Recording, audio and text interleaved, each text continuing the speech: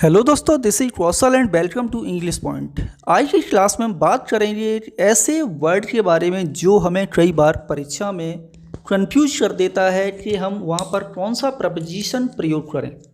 तो आज की क्लास बहुत महत्वपूर्ण इसलिए होगी क्योंकि केवल एक ही वर्ड के बारे में आज स्टडी कराऊंगा और वो वर्ड है आपका डाई, DIE डाई। यानी डाई के बाद कई सारे प्रपोजिशंस प्रयोग किए जाते हैं, लेकिन कन्फ्यूजन ये होती है कि कौन सा प्रपोजिशन सही होगा सेंटेंस में प्रयोग करना। तो आज हम इस कन्फ्यूजन को कर देते हैं आपकी क्लियर कि डाई के बाद आपको कब और कौन सा प्रपोजिशन प्रयोग करना है, यानी प्रपोजिशन आफ्टर डाई। यानी जो डाई वर्ड होता है, डाई मीन्स होता है मरना, तो इसके बाद कितने प्रपोजिशन और कौन कौन से प्रपोजिशन यूज होंगे। दोस्तों एंड तक बने रहना, क्लास को बिल्कुल मिस ना करना, लेफ्ट नहीं करना है, एंड तक देखना है, जिससे आपकी ये कन्फ्यूजन आज बिल्कुल सॉल्व हो जाएगी। चलिए शुरू करते हैं आज की क्लास को।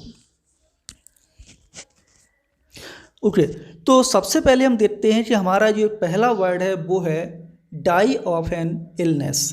कहने का मतलब है इलनेस मीन्स होता है बीमारी।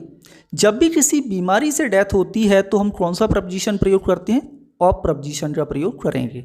कोई बीमारी हो, मलेरिया, टाइफाइड, कॉलेरा, कोल्ड, कुछ भी हो, हमेशा ऑफ प्रपोजिशन लगाना है बीमारी के लिए।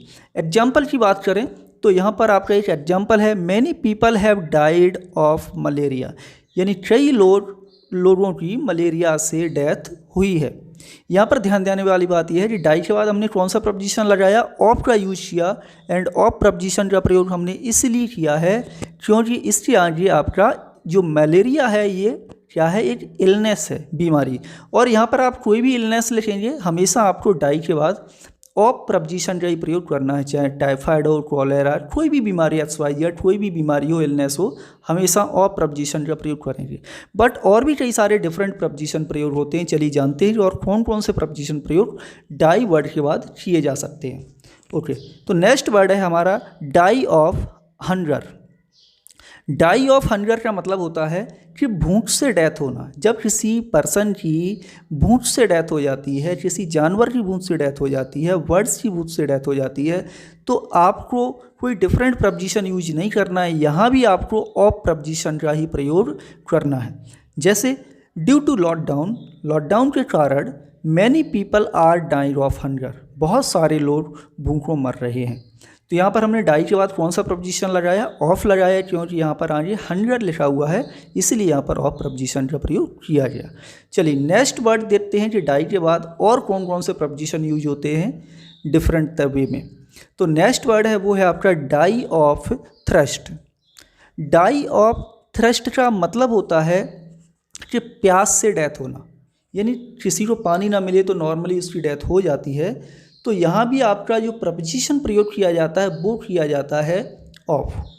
एग्जाम्पल की बात करें, a traveller died of thrust yesterday.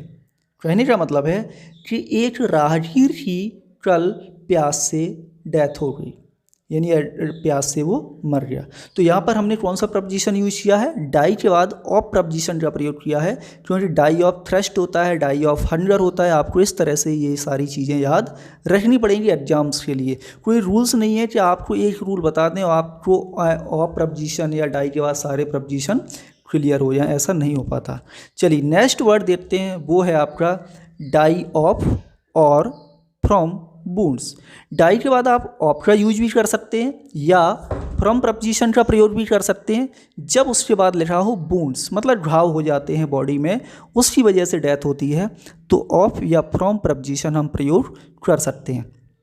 Examples की बात करें तो मैनी सोल्जर्स डाइड ऑफ या from wounds in the battle. यानी बहुत सारे सोल्जर्स की युद्ध में वुंड से डेथ हुई या वो उनकी मौत हो गई। तो यहाँ पर हम ऑफ भी लगा सकते हैं और फ्रॉम प्रपोजिशन का प्रयोग भी कर सकते हैं। ओके, नेक्स्ट वर्ड की बात करते हैं। तो नेक्स्ट वर्ड है आपका die from overwork. Die from overwork का मतलब ये है कि आप मान लें कि ज़्यादा काम करते करते किसी की डेथ हो जाए। कई सारे लोग होते हैं ओवरवर्क की वजह से लोगों की डेथ हुई है। कुछ रिसेंट ईयर्स में हमने देखा था, कुछ साल पहले, है ना, देश में। तो 2 bank managers died from overwork in 2018। यानी कि 2 बैंक मैनेजर्स की डेथ हुई जिससे ओवरवर्क करने की वजह से, वो डाइड हुए जिस वजह से ओवरवर्क करने की वजह से 2018 में। तो आपको याद क्या करना है कि डाई फ्रॉम ओवरवर्क होता है, आपको इस तरह से ये वर्ड याद रखने पड़ेंगे। चलिए नेक्स्ट वर्ड देखते हैं कि डाई के बाद और कौन कौन से प्रपोजिशन आते हैं। दोस्तों बहुत इंटरेस्टिंग क्लास है, एंड तक रहना है, बिल्कुल छोड़ के नहीं जाना है क्लास को। इसी तरह की लेटेस्ट वीडियोज के लिए, लेटेस्ट क्लासेस के लिए आप हमारे चैनल को सब्सक्राइब जरूर कर लें। नेक्स्ट वर्ड देखते हैं die by violence. Violence means होता है हिंसा, उपद्रव हो जाता है, हिंसा हो जाती है, उसमें डेथ होती है हमारे देश में ट्रूप। तो यहाँ पर हम देख डाई बाई वायलेंस होता है, यानी हिंसा में डेथ होती है तो हम बाई प्रपोजिशन का प्रयोग करेंगे। जैसे several people die by violence in the country every year, यानी कि कई सारे लोगों की डेथ होती है, वो मर जाते हैं हिंसा में हमारे देश में हर साल। यानी हमारे देश में हर साल हिंसा में कई लोगों की डेथ हो जाती है। तो यहाँ पर ध्यान देने वाली बात है कि आपको डाई के बाद बाई प्रपोजिशन का प्रयोग करना है जब आगे लिखा हो वायलेंस। नेक्स्ट वर्ड देखते हैं कि डाई के बाद और कौन सा प्रपोजिशन यूज होता है। तो नेक्स्ट वर्ड है आपका die by the sword. Okay, die by the sword. Die by the sword का मतलब होता है तलवार से डेथ होना। स्वॉर्ड मीन्स होता है तलवार। यदि किसी की तलवार से डेथ हो जाए तो आप डाई शब्द के बाद कौन सा प्रपोजिशन लगाएंगे, वहाँ पर लगाएंगे बाई प्रपोजिशन, और कोई प्रपोजिशन नहीं लगाना है, आपको याद रखना है। एग्जाम्पल देखें, बहुत ही अच्छा एग्जाम्पल है। Hamlet died by the sword in Shakespeare's play, यानी जो हेमलेट कैरेक्टर था शेक्सपियर के प्ले में, उसकी डेथ किससे हुई थी, तलवार से हुई थी जब उसने युद्ध किया था तब। तो हेमलेट की मौत हुई शेक्सपियर के प्ले में तलवार से। ओके, नेक्स्ट अपना नया वर्ड देखते हैं, और क्या है, आ जाओ भाई जल्दी। ओके आ गया, ये देखते हैं कौन सा है भाई, डाई इन बैटल। वाह, यानी कि जब डाई वर्ड के बाद बैटल वर्ड लगा हो तो कौन सा प्रपोजिशन प्रयोग किया जाता है, तो यूज किया जाता है इन। डाई इन बैटल होता है, आपको ये याद रखना है। दोस्तों बहुत ही इंटरेस्टिंग है ना, डिफरेंट प्रपोजिशंस हैं और डिफरेंट तरीके से आपको पढ़ा रहा हूँ, क्योंकि इस समय हमारे जो सिस्टम है, लैपटॉप है, वो अभी काम नहीं कर रहा है।